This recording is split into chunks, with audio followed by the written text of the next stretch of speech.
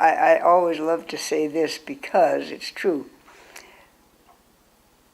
They call me a pioneer, and I always say, you can always tell the pioneers. They're the ones with arrows in their backs. And you know that really has been something, because it took me a long time to get newborn screening accepted. All that time I was getting arrows in my back, and so it was quite a fight to get that through. Her success as a woman, working in a medical school environment, is phenomenal. She rose through the ranks and outdid most of her male professional colleagues. She had the diligence, the integrity, and the inspiring ideas that kept people around her wanting to work with her and wanting to continue following up on her ideas. Well, Marion had boundless enthusiasm for life in general, and particularly for the things that she thought were important. And she thought that the early diagnosis of hearing loss in children was absolutely critical. And this was years before anybody really began to accept that that idea was important or of value, or that intervention would really work. And then in the 1950s, most people in the public really believed that nothing happened in infancy.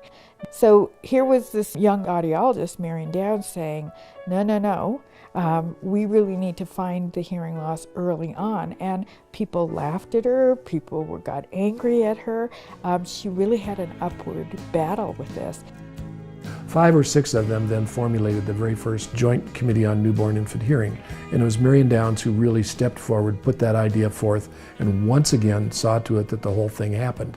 And now here we are, 45, 50 years later, more than 4 million babies born in this country every year, and 96, 97% of them actually get a hearing test before they leave the hospital. I mean, that's an amazing feat, and I think it was a personal victory for her, and there's no one else really who could have accomplished that except Marion Downs.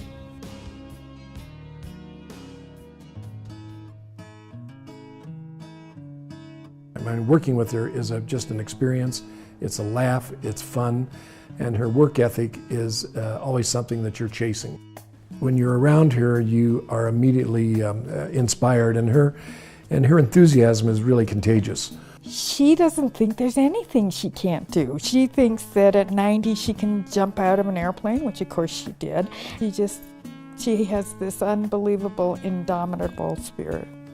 You know, Marion's outside life was every bit as interesting as her professional career. You know, she was always very athletic.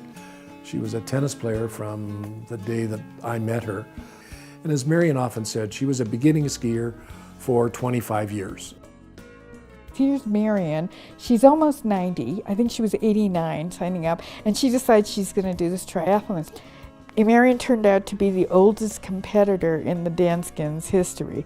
But she just is one of those people who just keeps challenging us to do things that we don't think we can do. I hope that the Marion Downs Hearing Center will continue her legacy, and that's really to take all of Marion's work, her research, and as a team, we work together to put it under one roof. The Marion Downs Hearing Center will allow Marion's legacy and her inspiration to live on forever, not only in the professionals that we train, but in our community and the impact that we have on research and service provision.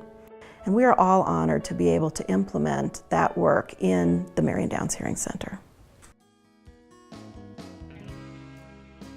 Because of how Marion interacts with people and was able to live her dream of newborn screening, to be able to actually see that happen is pretty inspiring.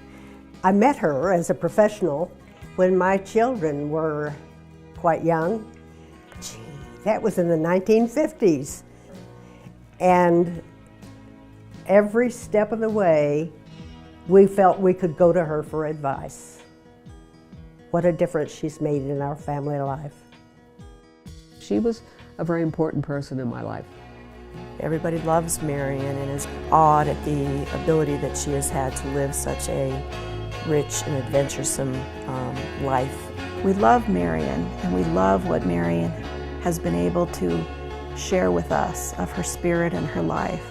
We would do anything to be able to carry on that legacy here at the Marion Downs Hearing Center.